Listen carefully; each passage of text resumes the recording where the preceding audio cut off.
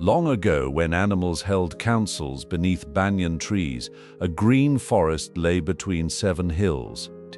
Its streams were clear, its grass sweet, and its fruit plentiful. Its ruler was Aaron, an honest and brave lion who was often too impatient to listen. Then, for 2 years, monsoon clouds passed over the hills without opening.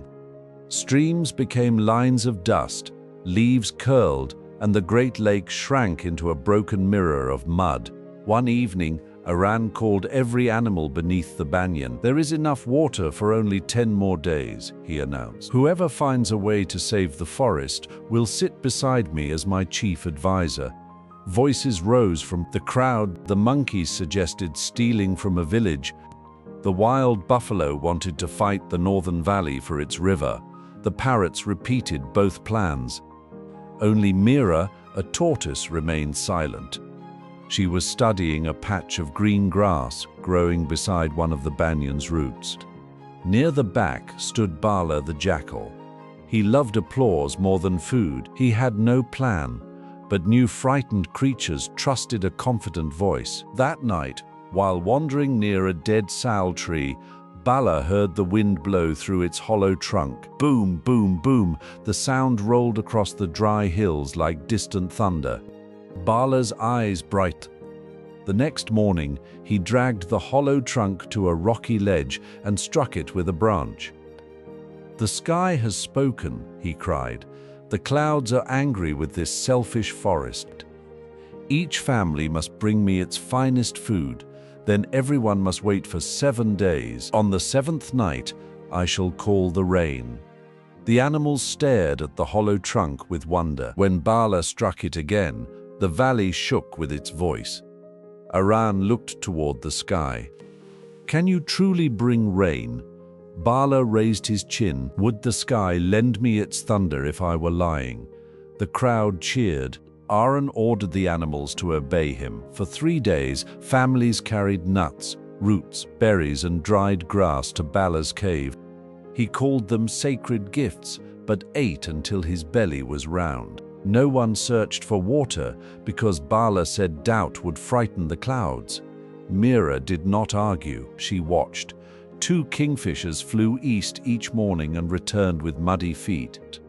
Ants carried damp soil from beneath the banyan. Grass beside its roots stayed green while the clearing turned brown. On the 4th day, she went to Gauri, an elephant. "What stood here when you were young?" Mira asked. Gauri closed her eyes. "My grandmother spoke of a stone spring near the hill of 7 roots. Our herd covered it after a landslide poisoned the upper stream, but no living elephant knows exactly where it was." "Perhaps the earth remembers," said Mira. At the evening council, Bala beat his drum and ordered everyone to continue waiting. Mira slowly climbed onto a stone. "Waiting is wise when something is growing," she said. "It is foolish when something is dying. There may be water beneath this banyan."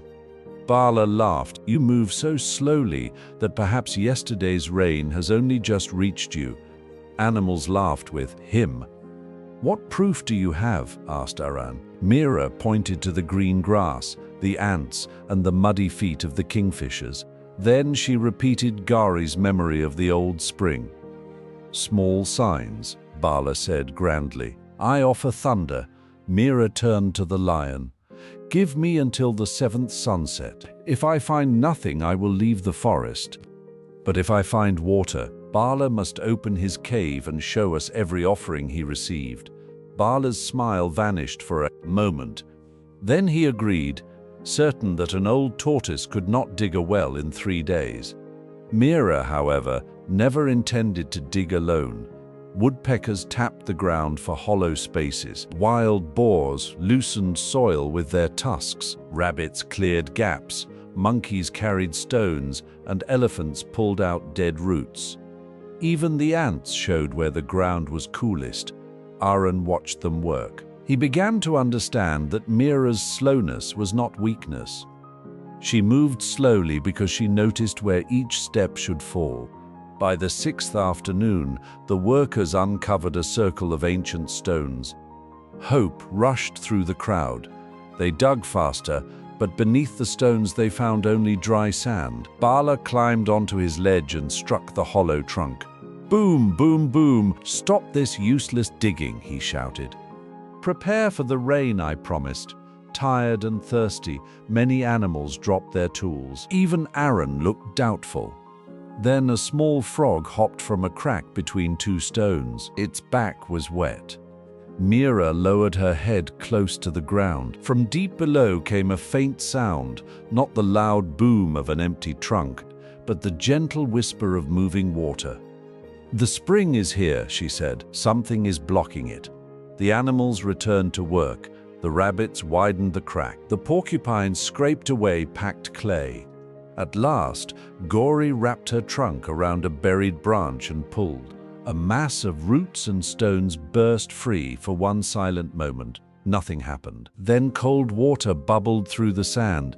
It became a trickle, then a stream, then a shining pool. The animals laughed, splashed, and drank.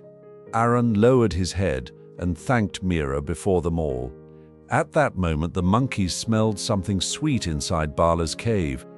They rolled away a stone and found piles of fruit, nuts, and roots, enough food to feed the weakest animals for many days. Aaron roared, "You stole from a starving forest and gave us nothing but noise." Bala trembled. "I only wanted to give them hope." "False hope is expensive," Mira replied. "It spends the time and strength of those who believe it." Aaron wanted to drive Bala beyond the 7 hills, but Mira advised a wiser punishment. "A clever voice is not useless," she said. "It becomes dangerous when it serves itself. Let Bala return every gift, organize the work, and carry water to the old, the sick, and the young until the rains return." And so Bala worked beside those he had deceived. At first he served them from shame. Later he served because he discovered that gratitude felt warmer than applause. When the monsoon finally came, Aaron made Mira his chief advisor. Yet she asked that every animal who had helped uncover the spring be given a place at the council. "No single creature saved the forest," she said. "I saw the signs, but many paws, claws, beaks, tusks, and trunks turned signs into water." From that year onward, the animals hung Bala's empty wooden drum beside the spring. Before any creature offered a grand plan, the drum was struck once. Its booming voice reminded everyone that the emptiest thing could make the loudest sound. And the young animals learned to repeat an old forest saying, "Do not ask how loudly a promise speaks. Ask what truth it carries, what work it requires, and whom it serves." Moral: wisdom does not demand blind belief. It observes carefully, tests what it sees, and brings others together to turn knowledge into good work.